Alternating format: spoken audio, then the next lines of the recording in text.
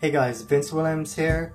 I have some really sad news for y'all involving Austin Carlisle. So on June 23rd, he decided to go public and do a speech for the first time ever since he left Of Mice and Men to touch bases on why he decided to quit rock music in general. It's pretty sad. He did a very emotional, deep speech and he went into detail of his disorder and stuff. And if you haven't seen the video, I'll play the video for you now. And I'm just letting you guys know it is pretty sad. I'd like to start off to let everyone know that I'm not a comedian. I was asked to come here for one reason tonight, and that was just to share for a few minutes about my story, about who I am, and why I was asked to come share my story. My name is Austin. I used to sing in a rock and roll group called Of Mice and Men, like the book. I have Marfan syndrome, and about 8 months ago, I had to quit playing rock music because of Marfan syndrome.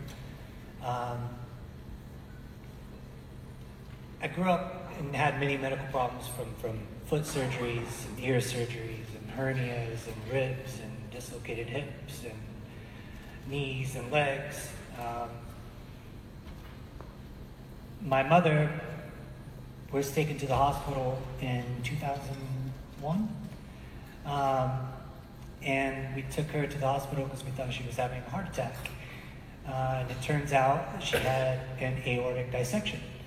And it's something that happens a lot more common than you would expect with people with Marfan's and related disorders. You never prepare for anything like that. I was a 17-year-old kid, and I didn't really know anything that was going on. And I remember leaving the hospital and not having any answers. And I remember that didn't feel right. And little did I know that the next 10 years of my life would be a lot of no answers and a lot of questions without answers. And I'm sorry. I knew today that a lot of y'all were going to be here the whole day and having these classes and learning about all the different things that you have today. And I think to stress how important it is and the appreciativeness of someone like myself that has gone through this. And first of all, I just want to say thank you to all of you from the emergency field to surgeons, anesthesiologists, doctors, nurses. You're all a part. And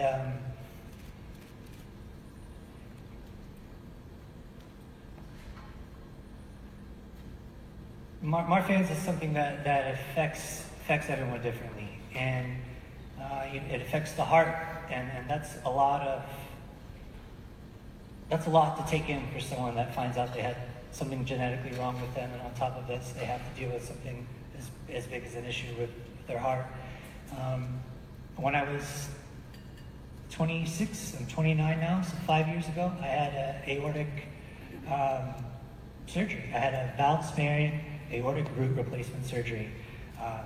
They didn't use a pig or cow valve, they didn't use a human valve, they used a Dacron graft, which I always thought was so cool to sit in a hospital and learn about the different grafts and the different things they were going to be putting into my body. And still never quite understanding what any of it meant. And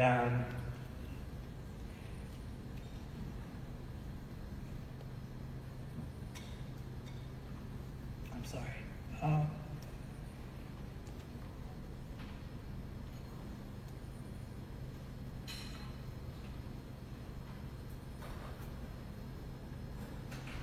I'm sorry.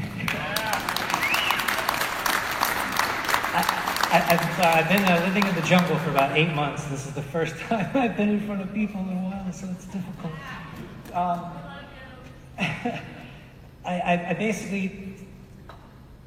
guess I haven't shared much of my story. I started a rock and roll band around the time when my mom passed away. I didn't really have much else to do. I did sports.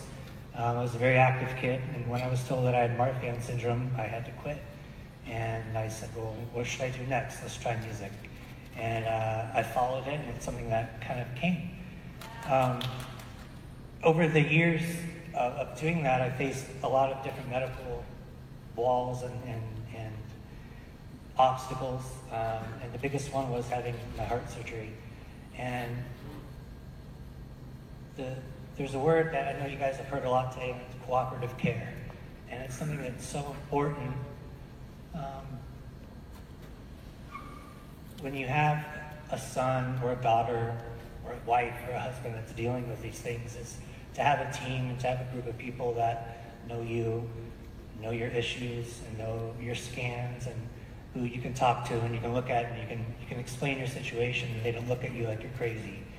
And I know that that's something that's hard to find in the medical field, and it's something that a lot of people don't have access to. And I think that it means so much coming from the only people that you know have the answers when they actually have the answers. And if they don't have the answers, you know that they're trying to find them. And that's something that, with cooperative care, with having a team of people, it can make all the world of difference for someone. And I know with someone like me that it has, because you don't know what you're going into, you don't know what you're getting into, and especially when it's a matter of the heart. And excuse me, sorry.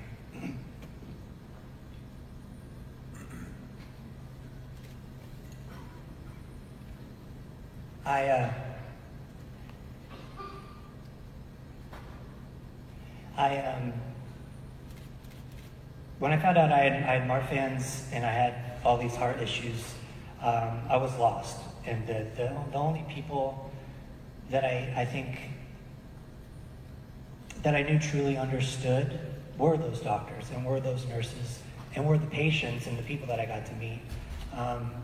Since the past 8 years, I've gotten really involved with the Marfan's Foundation and raising awareness, and I see a lot of familiar faces out there.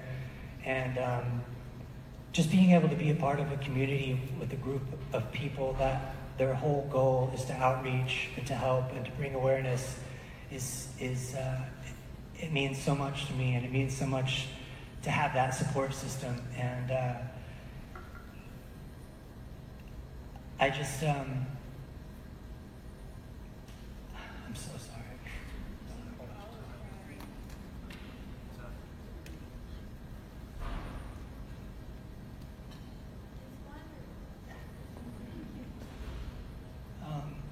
I'm sorry.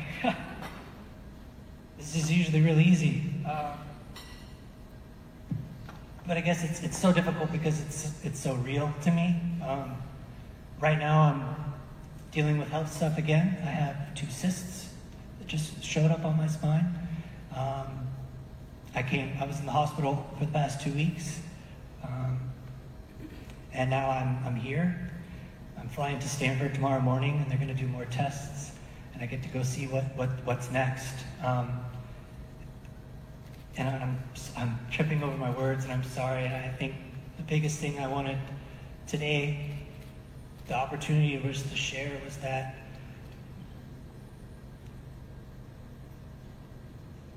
for all of you that work with patients and work with people daily that you don't know, or you've just met, or you may never meet again, that person looks at you and sees you as their entire world.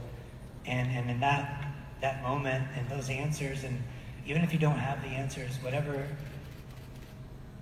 you bring to them, they will hold and they will keep forever. And I think that's why what y'all are doing today is so important, and what Knight Vascular Institute is doing, and having the cooperative care, and it's just such a blessing, because there's such a lack of it, and there's such a need for these types of things, and I experienced it firsthand. They thought my mother was having a heart attack. That's what it was. We know what it is. And 2 hours later, she passes away. Or I got home from a tour one time. I couldn't perform anymore. I had 3 dural tears in my spine, and my spinal fluid was leaking. I went to 2 or 3 different doctors, and I was turned away. I had a doctor call me a liar. I went to Stanford. 20 minutes later, they told me exactly what it was. And that came from my team, my cooperative care, and that came from a group of people who took a little extra time, a little extra energy, and a little extra of their own heart to make sure that mine might not be okay, but at least it was understanding of what was going on. And I pictured this a lot different, and you know, I guess that's how life is you picture, however you picture it, it's never going to end up that way. And I just want to say thank you to everyone here today, and what you guys do is so impactful, and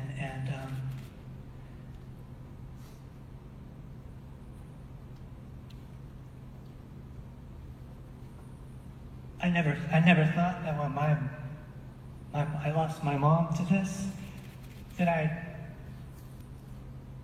be in a room with people looking at me or listening to me. No one's ever looked at me or listened to me. And I'd strive my whole life just to honor her and to do what's right by her, and what is right by her and what honors her is what you guys are doing today. And I just wanted to thank you. So with that, I mean, you noticed right off the bat that he's using a cane. So that already tells you that it's not going good. You know, that his health is, he's weak right now. I have nothing but positive vibes going towards Austin Carlisle. He's a strong, passionate dude, and I can tell that it hurts him to talk about this, and I have so much respect for him as a musician, as a person, as a warrior, you know, fighting that syndrome. I hope that he rises up against it and has a full recovery. I just wanted to kind of discuss what's going on with Austin. You know, when I was in a band, I looked up to Austin, you know. I remember hearing his music from Attack Attack, and I remember I almost tried making my music sound very reminiscent of Mice and Men. So it just makes me sad, you know, to see him in such pain, to hear that he's going through all this medical issues. And I just wanted to let his fans know, you guys and everyone know what's going on in his life, you know. And like I said, much love and respect to Austin.